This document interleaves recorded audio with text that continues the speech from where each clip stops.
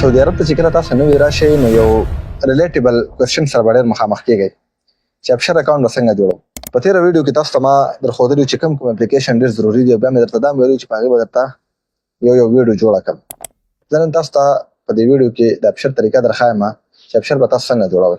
د ټول ناول چې کله ستاسو د اقامې نمبر راشي نو تاسو په خپل اقامې نمبر باندې په خپل نوم باندې به یو سیم راوباسئ. دا خیال ضرور وکړئ چې سیم تاسو په بورډر نمبر یا د پاسپورټ نمبر باندې راونه باسئ. چې کله تاسو یو څو ورځې انتظار وکړئ چې کله مې اقامه راشي نو تاسو به خپل سیم راوباسئ. د دې څه وجه ده، تاسو چې کله بورډر نمبر یا د پاسپورټ په نمبر باندې سیم راوباسئ د دې نه وروسته بیا تاسو کله بینک اکاونټ کولاوئ نو هغه بینک اکاونټ بورډر نمبر یا پاسپورټ نمبر نه اکسپټ کوي. کوم پاسپورټ نمبر یا بورډر نمبر باندې چې تاسو سیم یې هغه نه اکسپټ کوي. تاسو په خپله اقامه باندې نمبر راوباسئ، یو څو ورځې انتظار وکړئ چې کله مې اقامه نمبر راشي نو تاسو به لاړ شئ او یو سیم به راوباسئ. راځئ اوس د سکرین طرف ته ځو. د ابشر اکاونټ د کولولو طریقه درته درښایم. د ټولو نه اول به تاسو کروم براوزر آن کئ او په هغې کې به تاسو ابشر ولیکئ.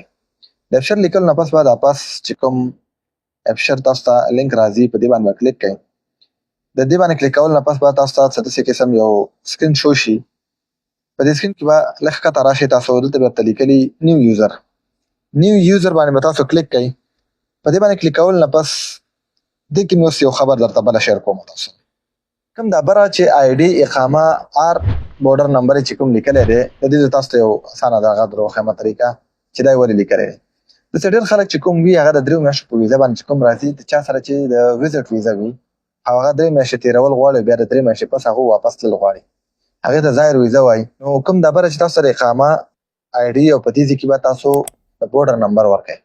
د بورډر نمبر ورکولو نه پس دا کوم چې ښکته بوکسونه دي په کوم کې ایمیل وي، نمبر وي، د ټلیفون نمبر وي، دا ټول به تاسو بیا څنګه چې د ابشر اکاونټ جوړوئ دا اوس چې زه درښیم اقامه نمبر باندې سیم دغسې پروسس د هغې هم دی.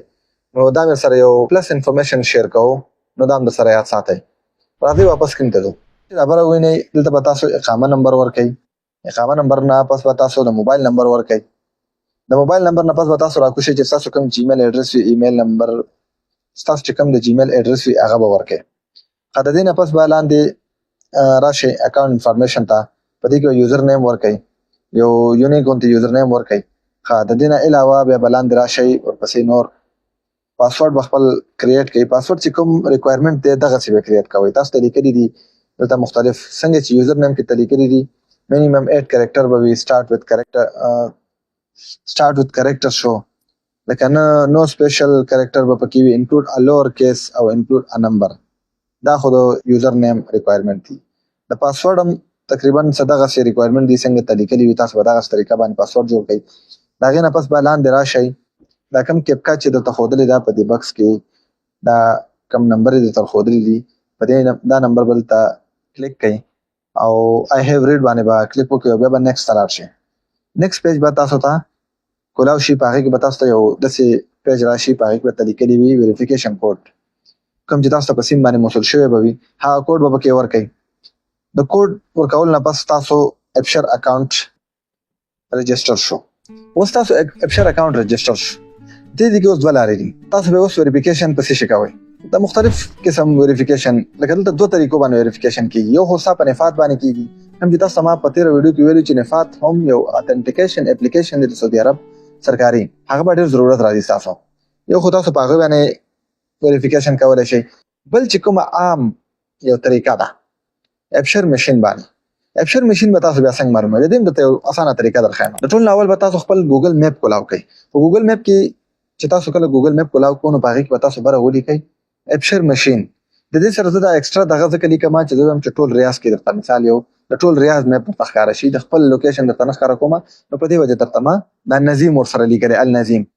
تاسو چې تاسو کتلی شئ په سکرین باندې څنګه چې تاسو ته ښکاري مختلف ځایونو کې دا ابشر مشینونه لګېدلي دي او د دې باندې تاسو ویریفیکیشن کولی شئ. په دې ویریفیکیشن نه پس تاسو دلته چې کله بایومیټریک وکړئ ویریفیکیشن وشي ستاسو د ابشر د دې نه پس به تاسو راشئ چې کوم ستاسو اپلیکیشن دی په هغې کې به لاګین کئ. ابشر به تاسو په هغې کې لاګین کئ او تاسو ته به ستاسو ابشر ریډي میلاو شي. که د دې نه علاوه مشین پسې نه ګرځئ نفات طریقه جوړوئ.